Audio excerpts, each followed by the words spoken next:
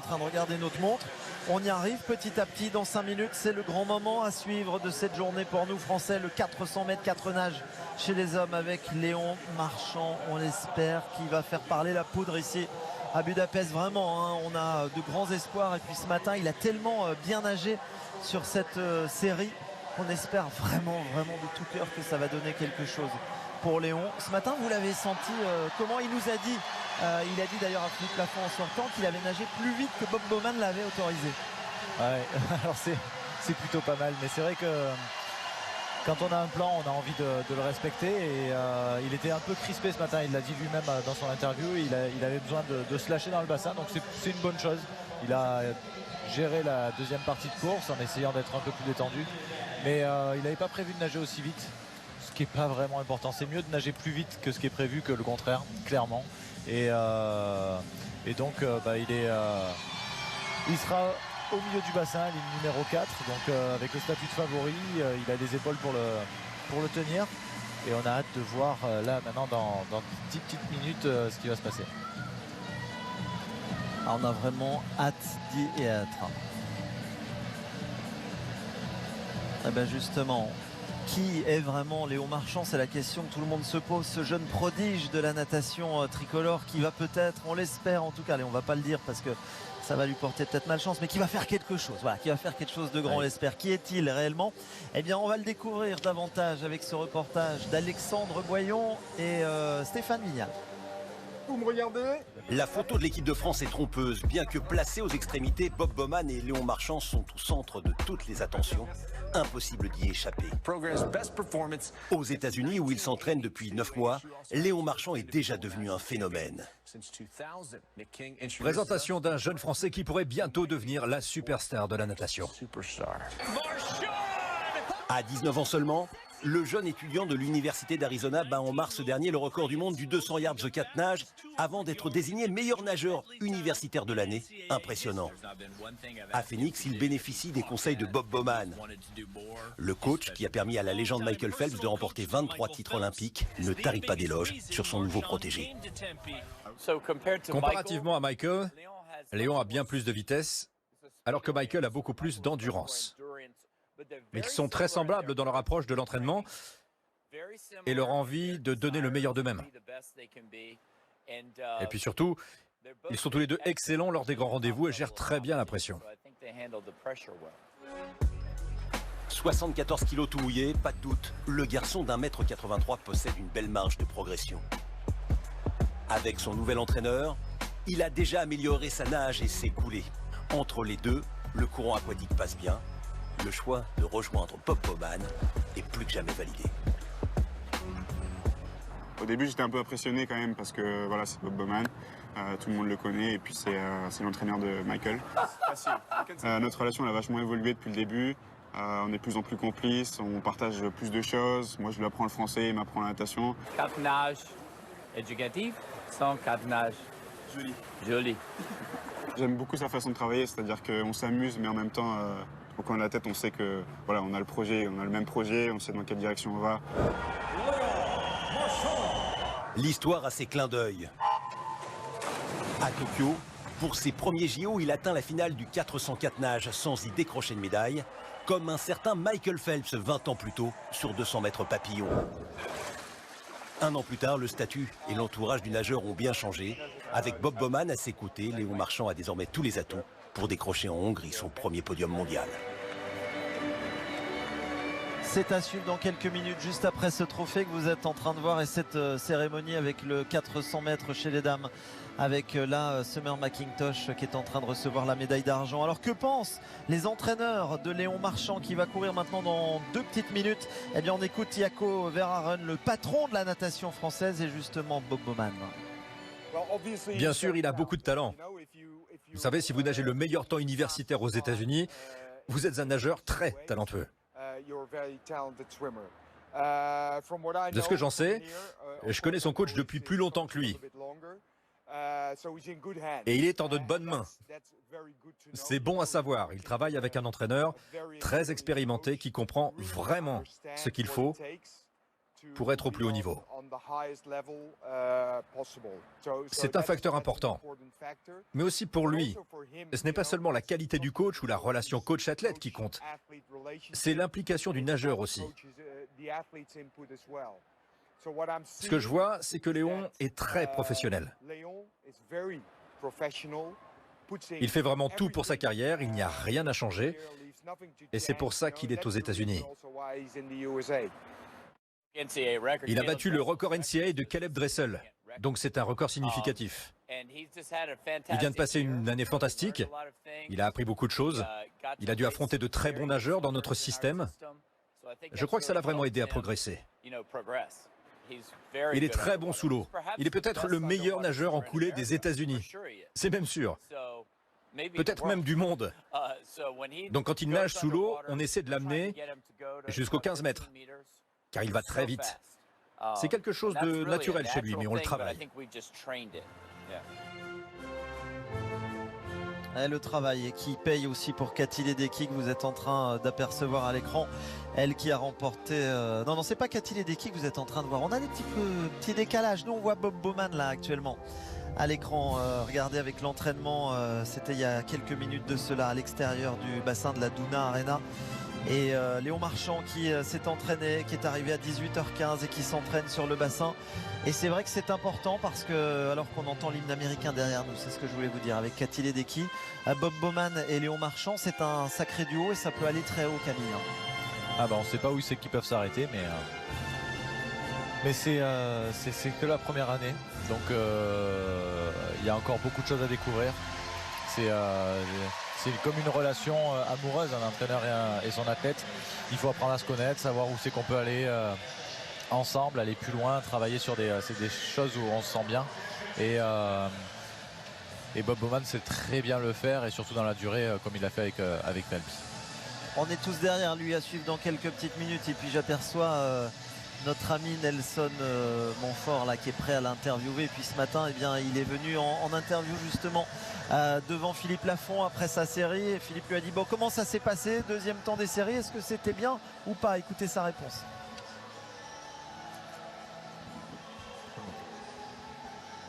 Premier temps des séries. Ouais. C'est vraiment cool, je pensais pas nager aussi vite dès le matin. Je pense que c'est un petit peu trop rapide justement pour les séries. J'ai quand même donné pas mal, donc je sais pas, je vais voir combien j'ai de marge ce soir, mais je suis content parce que du coup je vais avoir une bonne ligne en finale, donc c'est plutôt cool. Par rapport aux Américains et au reste de la compétition, vous donnez un signe fort aussi, non? Ouais, bon après moi je fais mon truc, hein, vous savez les Américains, on verra bien. Mais en plus je me suis entraîné avec Chase pendant un mois en altitude, donc c'est sympa de faire la course avec lui maintenant, donc c'est plutôt cool. C'est une course un peu trop rapide, c'est les consignes qui n'ont pas été respectées ou une gestion de course un peu particulière? Un peu particulier, après j'avais pas mal de stress ce matin, donc j'ai voulu un peu me libérer dans l'eau. Du coup je me donne pas mal, mais bon c'est un bon temps, donc tout est positif. Merci Léon. Vous avez vu comme j'enlève la pression, je dis deuxième temps des séries pour pas dire premier, pour enlever la pression, mais c'était bien premier, vous me l'avez dit. C'est bien premier, mais bon, il y a quand même de très très gros nageurs à côté de lui. Il y a évidemment les deux Américains dont il parlait, il y a aussi le Japonais Seto qui ont des records personnels très rapides. Seto, son record personnel est de 4-6. L'Américain qui est le favori de cette course, même si on a envie de dire que c'est Léon évidemment. Il est champion olympique, il est double champion du monde, son meilleur temps c'est de 4-5-97. Alors il date de 97, ok, mais ça reste un temps que Léon n'a pas encore dans ses bras. Donc voilà, il faut savoir aussi relativiser comme vous le disiez, et on va voir ce qui va se passer. J'ai bien aimé la réaction de Léon qui dit c'est vrai j'ai été un peu rapide, mais c'est cool. C'est comme ça qu'il faut le prendre. Voilà, il était un peu tendu, il avait envie d'être bien, et là il a la chance d'être ligne numéro 4, donc il aura une parfaite visibilité sur tous ses adversaires, et il sera le dernier à rentrer sur ce champ de bataille avant ce 400 mètres 4 nages. C'est lui qui aura le droit de dicter son timing pour monter sur le plot, et on espère pour une très très belle course.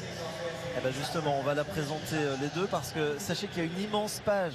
Je vais vous raconter les coulisses pour Camille sur cette finale. Il a tout préparé absolument, et on va vous présenter tous les nageurs un par un. Camille, depuis ce matin, il est à bloc sur ce 400 mètres 4 nages, avec à la ligne d'eau numéro 8 Peter Brandon Smith. Il est australien. Ouais, c'est la seule chose que je sais sur Smith, c'est qu'il est australien. En vérité, j'ai beaucoup travaillé sur les 5 qui peuvent aller chercher la médaille. Eh bien, un Australien, il faut toujours s'en méfier en natation. Ouais, je pense qu'il est encore un peu juste pour avoir une chance d'aller chercher la médaille. Pareil pour Lewis Clarbert, le nouveau néo-zélandais. Voilà, merci. À la ligne d'eau numéro 1. Ligne d'eau numéro 7, Tomoru Honda. Il est japonais. Oui, le japonais, très grande culture du catenage aussi. On parlait tout à l'heure de la culture de la brasse, mais très grande culture du catenage avec d'énormes nageurs qui ont fait des très grandes carrières. Écoutez le bruit.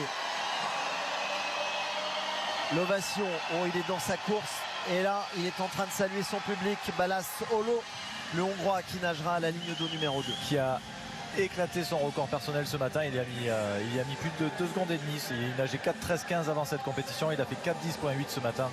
Donc très belle performance pour lui d'être en finale aujourd'hui. Vous parlez de la délégation japonaise très forte sur ces championnats du monde qui a brillé à Tokyo. Daiya Seto, le japonais à la 6.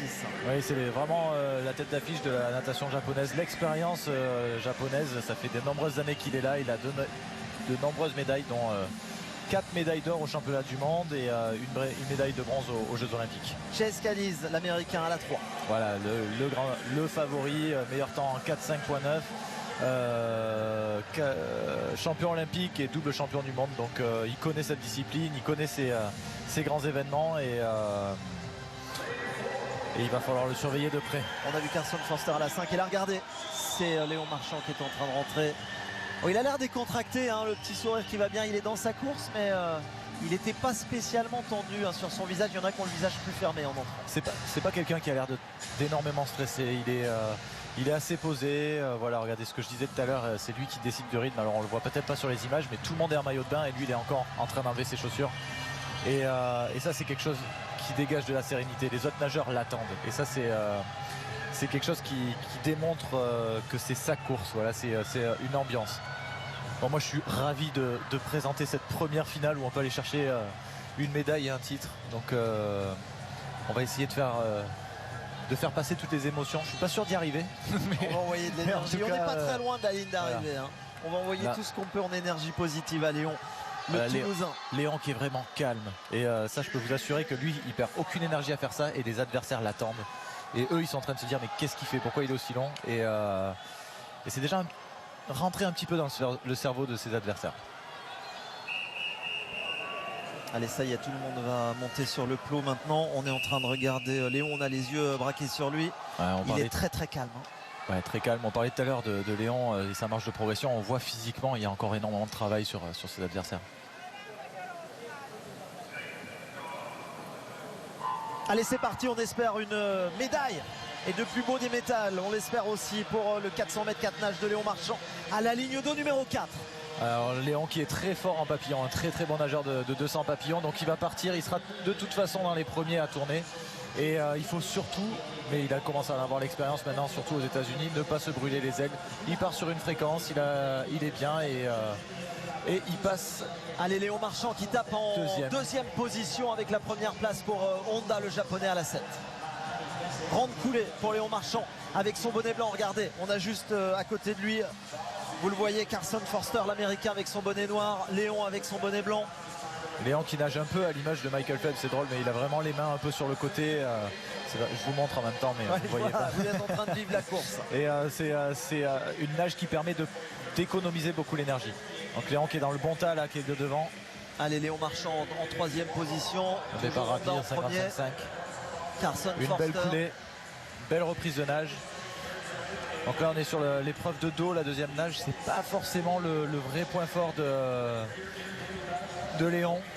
C'est plus brasse et crawl pour lui. Allez, ne pas perdre de temps, s'accrocher à Carson Forster, l'américain. Regardez, il est juste dans son sillage, il y a 30 cm, 40 cm d'écart. L'américain sait que c'est là où il va devoir creuser sur Léon pour avoir la marge pour la suite. Exactement, donc Léon sait exactement ce qui va se passer aussi de l'autre côté, mais Léon qui fait une très belle coulée, qui a rattrapé tout le retard qu'il avait pris pendant la troisième longueur, donc c'est bien. Un peu près de la ligne, mais il s'en écarte gentiment. Il est collé à la ligne là, mais il a fait une coulée incroyable et puis il est surtout en train de s'accrocher à l'américain. Il y a toujours un 40-50 cm d'écart, mais c'est la suite qui va maintenant aller vite. Même pas là, il est en train de remonter, regardez, il monte centimètre par centimètre sur la fin. On le voit pas trop sur cette image, mais nous qui sommes en face de la ligne, il n'y a pas énormément, avec toujours maintenant Carson Forster en tête et Léon qui est 50 centièmes derrière. Voilà, et c'est là maintenant où il va falloir essayer d'aller chercher cet Américain. L'Américain qui est quand même une pointure, hein, évidemment, on est en finale des championnats du monde. C'est maintenant qu'il va falloir qu'il lâche les chevaux. Il reste 75 mètres à cette course pour mettre sa première ligne dans son tout jeune palmarès. Et regardez l'écart, il n'existe plus, c'est même Léon qui est en train de passer devant. Il est en train de faire son effort, Camille Lacour vous le disait. Il connaît la natation, mais quiconque est sur la brasse. Léon est en train de faire quelque chose de grand. Ouais, il est en train de mettre l'accélération, ils savent très bien ce qui va se passer, il savait qu'il devait perdre du temps sur le dos, il n'a pas perdu de temps. L'Américain, ça l'a mis en doute et il sait qu'il doit mettre un coup maintenant, le crawl va être chaud, il est encore en train de creuser l'écart, il est en train de faire une très très belle course Léon, il est en train d'accélérer petit à petit, sa nage est posée et on voit qu'il y a encore beaucoup d'efforts. L'Américain qui est en train de vraiment de prendre de la distance par rapport à Léon, il est en train de faire une course exceptionnelle, il est en train de voler vers le titre. Et puis derrière c'est très loin pour la troisième place là, Léon Marchand qui est en train de faire quelque chose de très grand. Regardez, il nage très vite avec cette ligne. Et surtout il nage très très vite, il va exploser le record de France de plusieurs secondes. Mais une très très grosse coulée, ça veut dire qu'il est très en forme, qu'il a encore beaucoup de jambes. Il va nager un temps incroyable, il va nager aux alentours des 4-6 je pense je sais pas, j'y connais rien au 404, mais c'est la folie, on est en train de vivre le premier titre de l'équipe de France aujourd'hui. C'est fantastique. Et surtout sur un 400 mètres 4 nages, ça serait une grande première pour le camp tricolore avec Léon Marchand qui est vraiment en tête. Du côté de Toulouse, il doit y avoir du bruit, il est très devant. Il va aller beaucoup plus vite que ça, il va nager aux alentours. Il est sur les bases du record du monde. C'est incroyable ce qu'il est en train de faire, un dernier 50 où il met les jambes. Et il a 3 secondes. Ça y est, on a notre premier champion du monde de cette année, Léon Marchand, qui est en train d'écrire la première ligne de son très long palmarès, vous pouvez me croire.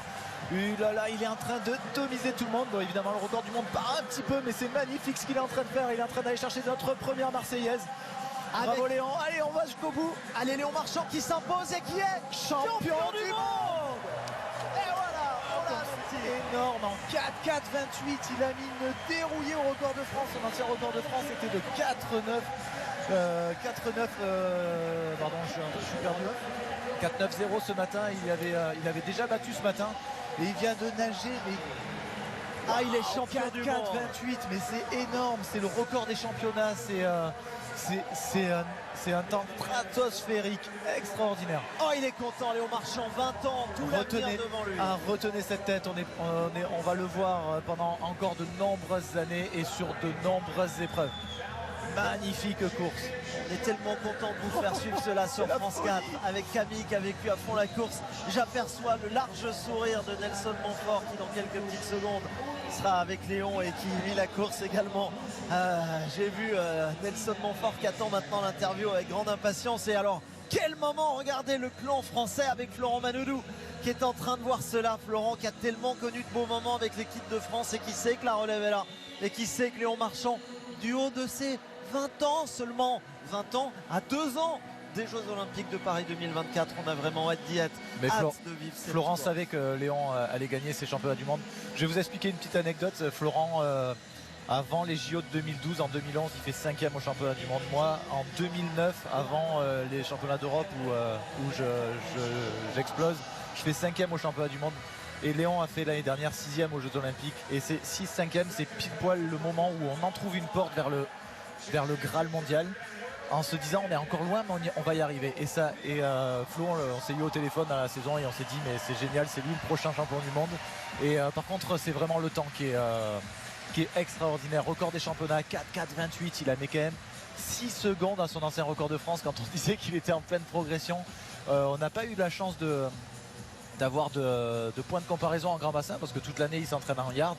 Mais là c'est vraiment du très très haut niveau et puis c'est pas la dernière fois qu'on verra ce champion ni dans la semaine et encore moins dans sa carrière. Et on pense à Céline, sa maman qui était nageuse en équipe de France. On pense à Xavier, son papa, lui aussi qui a parcouru les bassins avec les tricolores. Et puis on va l'écouter avant de retrouver avec Nelson.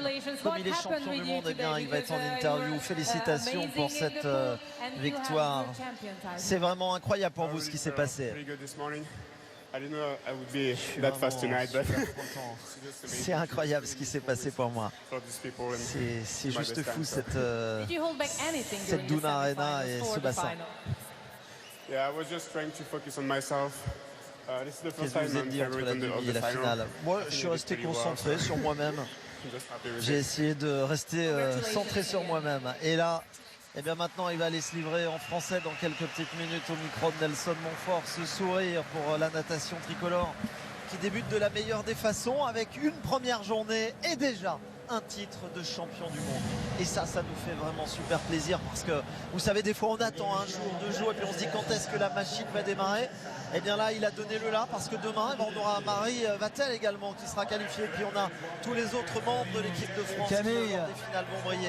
Et il est avec Nelson. Oui, alors c'est vraiment un jeune homme heureux que nous avons ce soir. Ça s'est hyper bien passé contre ces 2 Américains qu'il fallait quand même battre. Votre premier sentiment, Léon? Je suis vraiment surpris déjà de mon temps. Puis j'ai gagné, quoi, donc je suis champion du monde, ça c'est vraiment énorme. Et ouais, je pense que j'ai bien géré le stress de la finale. J'ai réussi à vraiment m'éclater, la dernière 100 mètres, j'étais à fond. C'était vraiment kiffant. Pensiez-vous remporter avec plus de 2 secondes d'avance? Non. Déjà, moi je suis venu ici pour faire une finale, essayer de faire une médaille le soir, mais je pensais pas être aussi déterminé et aussi rapide dans l'eau. Et là, franchement, c'est trop cool. Je sais pas quoi dire. On vous sent très cool, très décontracté. C'est une médaille d'or mondiale. On a le sentiment que voilà que c'est le travail fait est bien fait. Ouais, c'est clair. Après, je m'entraîne toute l'année pour ça. Je me lève à 5 h du mat pour ça. Donc au final, ça paye. Je pense que le travail paye. Et je suis content de le faire ici devant plein de personnes dans une piscine magnifique. Et je pense que c'est au bon moment. Ouais.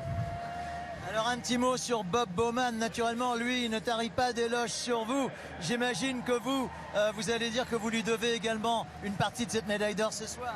C'est clair, je dois une grosse partie à Nicolas Castel, que je vais m'entraîner avec lui à Toulouse depuis le début. C'est lui qui m'a formé, c'est lui qui m'a appris tout. Et c'est sûr que Bob, cette année, j'ai appris pas mal au niveau de mes défauts. En dos, je me suis vachement amélioré et je pense que c'est ça qui m'a permis de faire... Et un dernier mot, on ne va pas vous retenir trop longtemps. Pour quelqu'un qui vous est encore plus cher, votre papa qui devait être ici, qui malheureusement, suite à un Covid apparemment positif, n'est pas là. Un petit mot, parce qu'il est évident qu'il vous suit en direct. Malheureusement, ouais, j'aurais aimé qu'il soit derrière la caméra, mais c'est pas grave. La perte, je l'ai faite, que ce soit à la maison ou à l'extérieur, c'est pas grave. Et je suis content de lui dédier cette victoire. On vous retrouve sur le podium dans quelques instants. Une dernière petite question, Léon. Bravo Nelson, bravo, surtout félicitez-le. Eh bien voilà, on a quitté Nelson, on avait un petit décalage. Ouais, c'est super de l'entendre. Et il a vraiment une tête bien faite parce qu'à 20 ans, il a une analyse qui est très terre à terre, une analyse d'un gars de 25-27 ans. C'est vrai, mais de toute façon, tout le travail qu'il a fait, savait où ça devait l'amener. Donc ça arrive, c'est génial ce qu'il a dit lui aussi. Et ce qui étonne tous les gens qui connaissent la natation, c'est vraiment le temps stratosphérique qu'il vient de réaliser. Il le dit lui-même, je suis étonné par mon temps, mais il a tellement travaillé aux États-Unis, il a nagé avec ses adversaires là, donc il savait qu'il était potentiellement plus fort qu'eux. Donc c'est pas non plus une surprise. Il est très posé par contre, très content mais très posé. Et il lui reste encore de nombreuses épreuves. Il lui reste le 204 et le 200 papillons, me semble-t-il. Ou au 204 où il a été encore plus impressionnant qu'au 400 lors des compètes aux États-Unis en yard. Donc une très grande chance de titre encore à venir.